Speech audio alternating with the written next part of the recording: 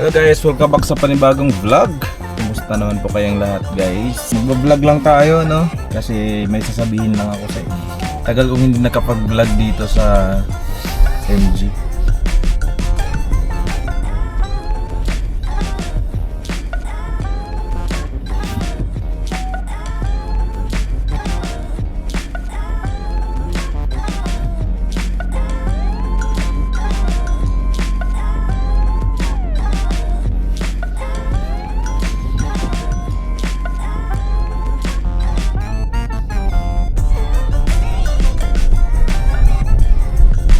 So ayan guys, good morning and Happy New Year po sa inyong lahat. Ngayon na lang po tayo magkapag-vlog ulit kasi simula nung Pasko, New Year, naging busy. So noong New Year, pumunta kami ng Japan. So yun, naging busy din. Tapos ngayon, papagbalik namin ng Pilipinas, busy din uli. So ngayon, magwa-vlog tayo. Iba-vlog natin tong MGZS hybrid na to.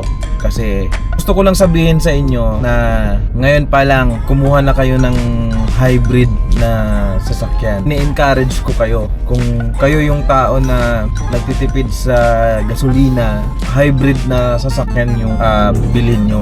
Kasi malaking tulong talaga. Mamaya papakita ko sa inyo kung bakit. Kasi ngayon, papunta kasi ako ng school ni Cassie at tamang-tama, kailangan na rin tong kargahan ng gas. So, ano na kasi to? Zero na yung kanyang range from full tank. So, ipapakita ko sa inyo kung gaano kalayo yung tinakbo ng isang full tank ng MGZS hybrid. So, sobrang tipid talaga. So, kung ikaw yung tao na isara muna natin yung kung kayo yung tao na nagtitipid or gustong makatipid ng fuel per month, so I suggest na bumili kayo ng hybrid na sasakyan. Sa EV naman o sa mga electric naman, hindi pa ako nakapag-try ng full electric talaga.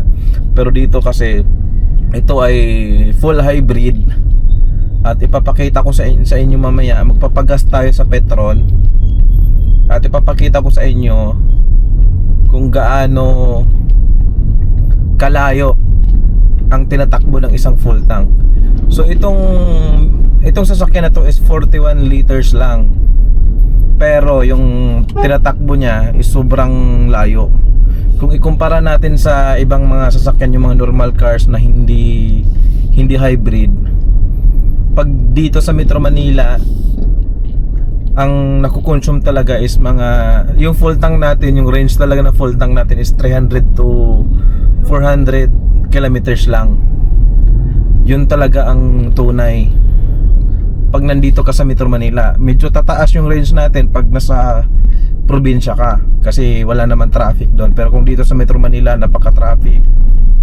300 to 400 lang talaga yung consumption, kahit yung mga Vios, ganoon, mga Accent. Kasi yun, nagkaroon na ako niyan eh. So makikita natin yung ano talaga, kaibahan ng tipid ng hybrid kaysa sa hindi hybrid na sasakyan. Okay? So papunta na tayong Petron at balitaan ko kayo pag nakapagpagas na tayo. So yan guys, dito tayo magpapagas sa may Petron. Yung Petron dito sa may Mindanao Ave.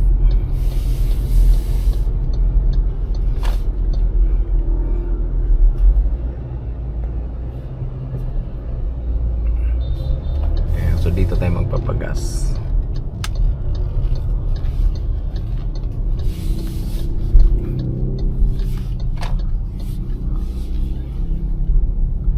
So ang recommended dito sa sakyan na to ay premium lang, 95 octane. So ayan guys, zero na yung range nito. Yan, zero na. Tapos ito yung tinakbo ng full tank natin dito, 912.6. So round off na natin, lagay na natin sa 913. Tapos yung average natin na takbo is 15 lang kasi nandito tayo sa Metro Manila, napaka-traffic dito. Tapos yung consumption natin is 13.5 km per liter. So isipin nyo guys, ganyan katipid ang isang hybrid. So hindi ko alam kung ano ang consumption ng ibang hybrid na sasakyan, pero itong MGZS na to, sobrang tipid talaga. Nung dinala ko to ng Pangasinan, grabe, yung full tank ko, ang layo talaga, ang layo ng ano. Kasi nung nagpangasinan ako, nung bago lang to, nung binibreak in ko pa lang, grabe yung consumption ko, umaabot siya ng 25 km per liter. Ganun siya katipid, the best. So magpapagas tayo ngayon at ipapakita ko sa inyo kung magkano lang ang ikakarga natin, di ba? Kasi ito ay 41 liters lang, tapos XCS yung ipapakarga natin. And then ang presyo ng XCS is 55.10. So dito malalaman natin kung magkano talaga ang tipid natin. XCS po, full tank.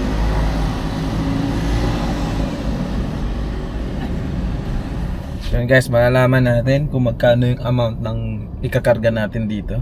Alam nyo guys, sa ibang bansa, galing kami ng Japan nung nakaraan lang. Mga taxi doon, mga sasakyan doon, hybrid, grabe. Puro hybrid na talaga. Tapos punta kami ng Taiwan, Hong Kong, yan mga hybrid na yung mga sasakyan doon. So isa din yun sa mga dahilan kung bakit napabili ako ng hybrid. Kasi sabi ko nga, doon na tayo papunta. Unti-unti na talagang mapapalitan yung mga regular na na engine. So yun nga, dahil dun sa ibang bansa halos ganun na yung mga sinasakyan namin, mga hybrid na. Doon ako nakapag-decide na kukuha na rin ako ng hybrid. At isa pa sa dahilan kung bakit kumuha ako ng hybrid is wala siyang coding sa ngayon, di ba? Okay na po? Matic lang po. Sige. So wala siyang coding sa ngayon. At ito naman yung sasakyan na to, kinuha ko to dahil panghatid sundo ng anak ko, di ba? So, 19 lang yung gas natin guys. Isipin nyo yon, 19 ilang araw to. Padala na lang yung terminal dito pala. Thank you. 1,963. Yun lang yung gas natin para sa 913 kilometers na tinakbo. So ganun siya katipid. Kung ikaw yung tao na marami kang nilalakad dito sa Metro Manila or kung saan man, hybrid talaga ang the best kung gusto mong makatipid kahit papano, 'di ba? Kasi ito, halos times 2 Times 2 talaga, mahigit pa ang tipid mo. Kasi nga, yun nga nasabi ko, 1963.76.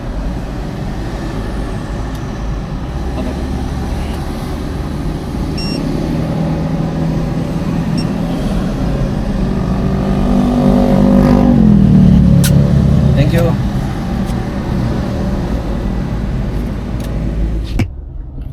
So ayun guys, tuloy natin yung vlog.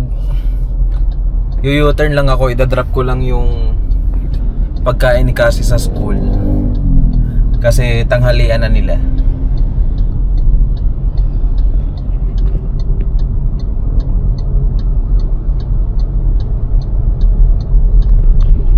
Dito lang naman sa kabilang kanto.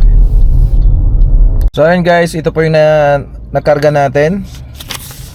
Actually nga lang siya, 35.64 liters lang kasi automatic lang yung karga ko. Tapos ang price is 1,963.76.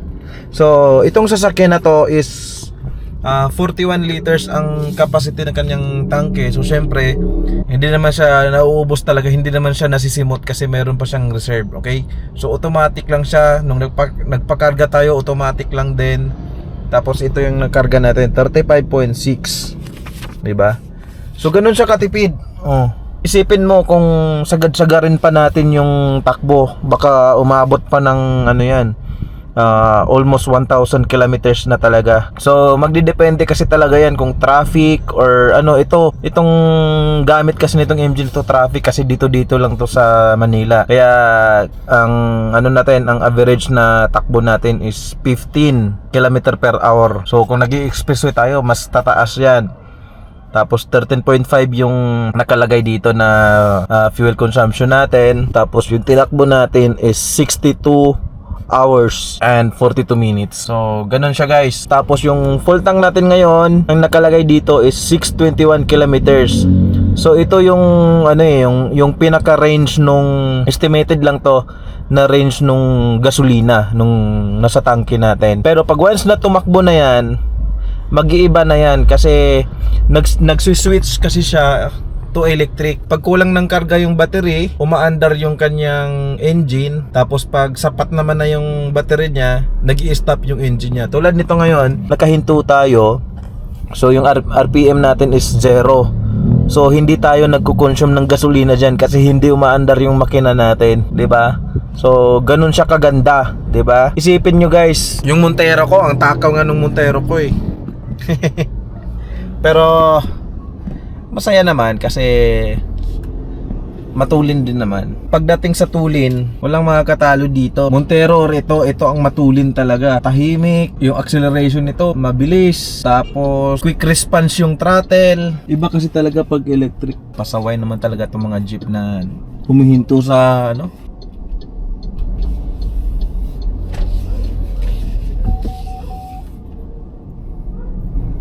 May mga motor pang kupal. Alam mong nagmamaniobra ka, sige-sige pang daan sa likod. Iwan ko ba dito sa Pilipinas? Sa ibang bansa hindi naman ganon. So yun na nga guys, yung vlog natin na to, yun lang, share ko lang na kung kayo yung tao na gustong makatipid, bili kayo ng hybrid. Kasi sure ball talaga ang matitipid mo pag nag-hybrid ka. 'Di ba? So i-reset natin tong ano para malaman natin yung tatakbuhin natin ulit sa susunod nating karga.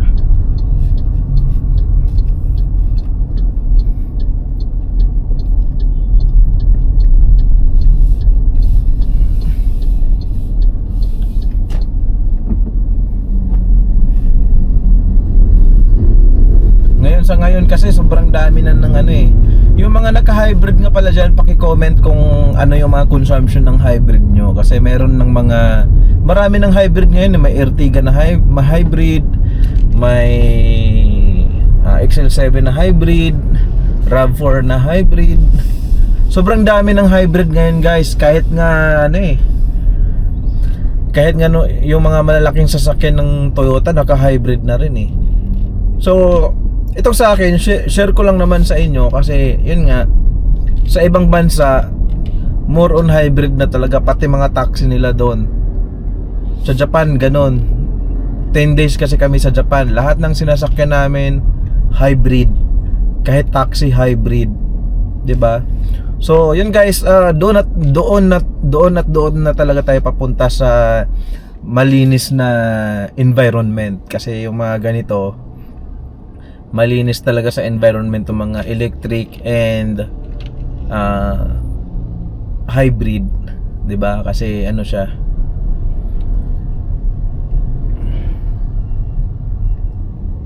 so itong sasakyan pala na to, ano pa lang tong tinakbo nito, 5,000. So hindi pa ako nakapag first PMS nito kasi ang PMS nito is ano, every 10,000 kilometers. Hindi siya katulad ng ibang sasakyan na unang labas mo ng kasa, first 1,000 ibabalik mo, 5,000 ibabalik mo, 10,000 ibabalik mo, ganun. So hindi siya parehas ng ibang mga sasakyan.